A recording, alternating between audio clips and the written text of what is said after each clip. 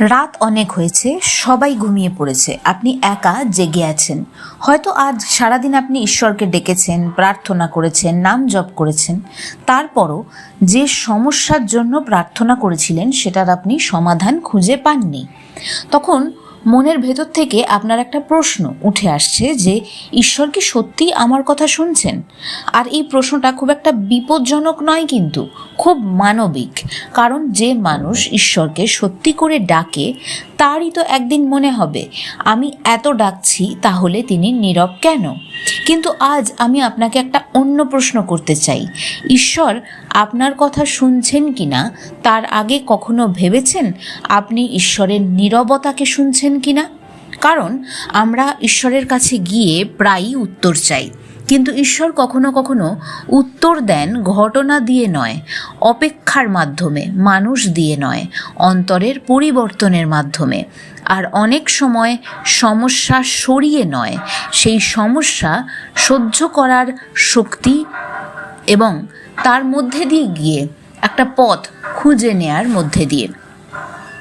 শ্রী শ্রী রাম ঠাকুর একটা গভীর শিক্ষা দিয়েছেন। উনি বলছেন, ভগবান যা করেন তার হাত থেকে জীবের সম্পূর্ণভাবে সরে যাওয়ার সাধ্য নেই। প্রারব্ধের সূত্রে যা উপস্থিত হয় তা ভোগ করতেই হয়, কিন্তু সেই সঙ্গে সকল ভার ভগবানের ওপর রেখে যথাসাধ্য কর্ম করে যেতে এবং ভগবৎ চিন্তা করতে বলা হয়েছে। অর্থাৎ আপনি ঈশ্বরকে ডাকবেন, কিন্তু নিজের কর্তব্য ছেড়ে দেবেন না। আপনি নাম করবেন, কিন্তু চেষ্টা বন্ধ করবেন না। আপনি ভরসা করবেন, কিন্তু হাত গুটিয়ে বসে থাকবেন না। এই জায়গাটাই ভক্তি আর অন্ধ নির্ভরতার মধ্যে পার্থক্য। ভাবুন তো, একজন মা প্রতিদিন সন্তানের জন্য প্রার্থনা করছেন, সন্তান তার কথা শুনছে না, নিজের মতো চলছে। মা কাঁদছেন, ঠাকুর ওকে ঠিক করে দাও। কিন্তু ঈশ্বরের উত্তর হতে পারে, তুমি ওকে নিয়ন্ত্রণ করো না, তুমি ওকে ভালোবাসো, নিজের কর্তব্য করো, বাকিটা আমার ওপরে রাখো।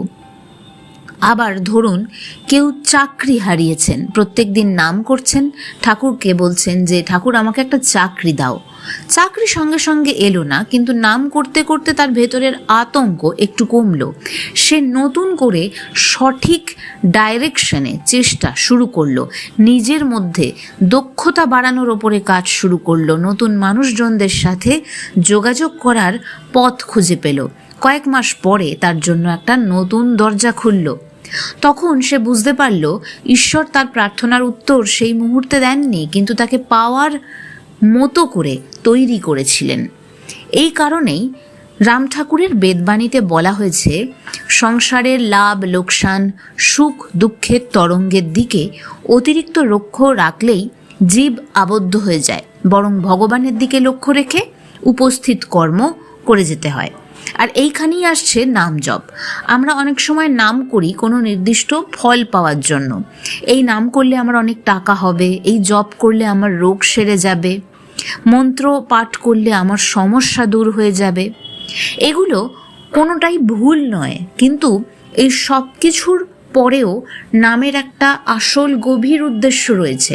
সেই উদ্দেশ্যটা থেকে সরে যাওয়াটা ঠিক নয়। নাম আপনাকে ঈশ্বরের সঙ্গে সম্পর্কের মধ্যে ফিরিয়ে আনে। একটা খুব সহজ কথা, যার সঙ্গে আপনার সম্পর্কই নেই সে আপনার কথা শুনবে কেন? তাকে তো আগে সম্পর্কে আনতে হবে। তাই আপনার প্রথম গুরু দায়িত্ব হচ্ছে ঈশ্বরের সঙ্গে একটা সুন্দর সম্পর্ক স্থাপন করা। তার সাথে প্রার্থনায় কথা বলুন, তাকে স্মরণ করুন, মনন করুন, চিন্তন করুন। আপনি যখন বলেন, ঠাকুর আমি জানি না কি হবে, কিন্তু আমি তোমাকে ছাড়ছি না, তখন প্রার্থনা আর লেনদেন রইল না, এটা হয়ে উঠল আত্মসমর্পণ।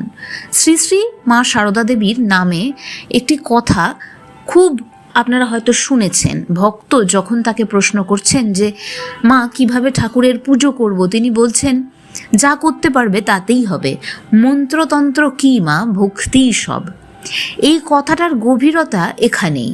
ঈশ্বরের কাছে যাওয়ার পথে আপনার অক্ষমতাই আপনার বাধা নয়, যদি হৃদয়ে সত্যিকারের ভক্তি থাকে।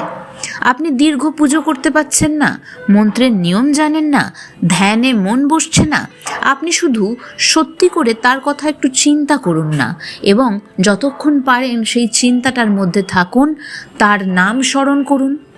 নাম জপের সবচেয়ে বড় পরীক্ষা হচ্ছে আপনি নামের কাছে শুধু আপনার চাওয়াটুকু নিয়েই যাচ্ছেন, নাকি নিজেকেও নিয়ে যাচ্ছেন।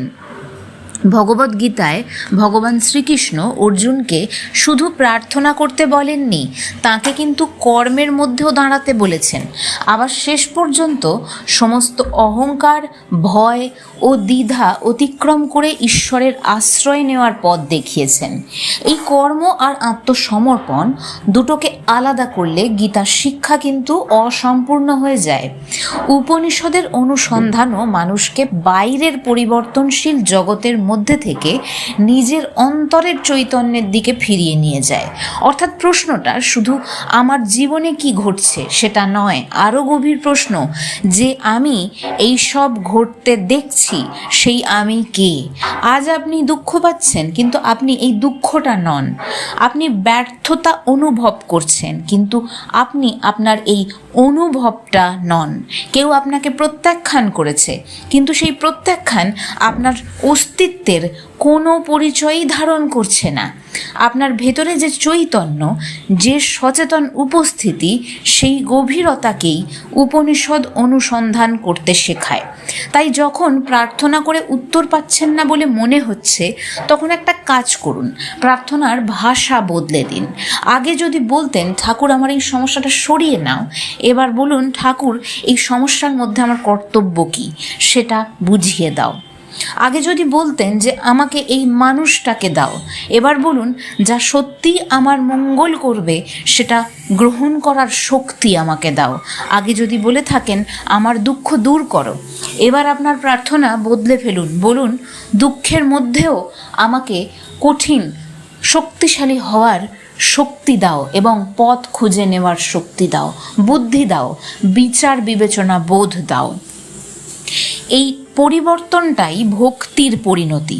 স্বামী নিগমানন্দের বাণীতেও আমরা এই একই সুর দেখতে পেয়েছি।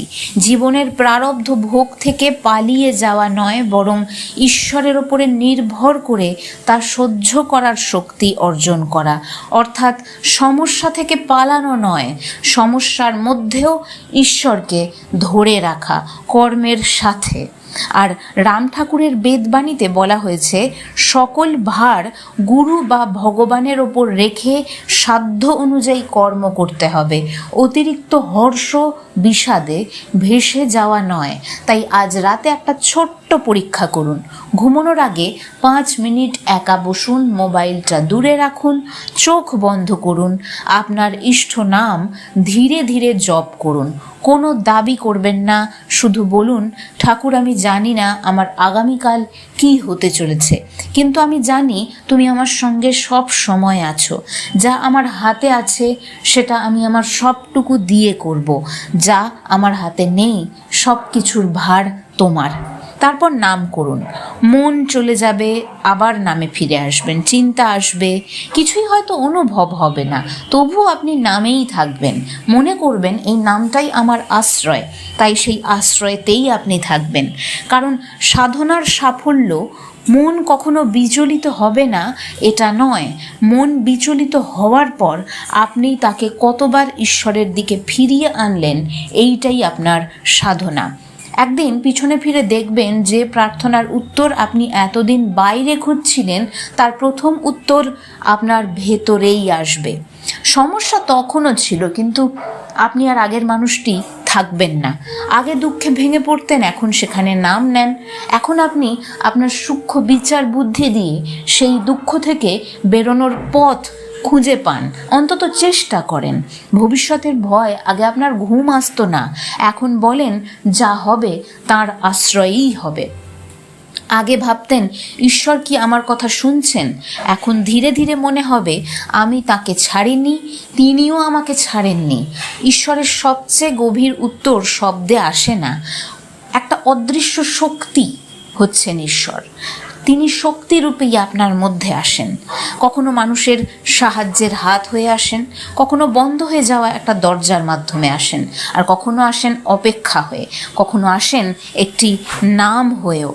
তাই আজ যদি মনে হয় ঈশ্বর নীরব, তাকে ডাকতে থাকুন। অভিযোগ নিয়ে ডাকুন, কান্না নিয়ে ডাকুন, ভাঙা হৃদয় নিয়ে ডাকুন, কিন্তু ডাকা থামাবেন না। কারণ নামের পথে সবচেয়ে বড় প্রাপ্তি সবসময় এটা নয় যে ঈশ্বর আপনাকে আপনার ইচ্ছা মতো একটা পৃথিবী বানিয়ে দিল। নামের সবচেয়ে বড় প্রাপ্তি হলো তিনি আপনার ভেতরটাকে এমনভাবে বদলে দিলেন যাতে পৃথিবী আগের মতো না হলেও আপনি আর আগের মতো ভেঙে না পড়েন। আর তখন হৃদয় থেকে একটা কথাই বেরিয়ে আসে, ঠাকুর আমি উত্তর চাই না, শুধু তোমাকে যেন না হারাই। জয় গুরু।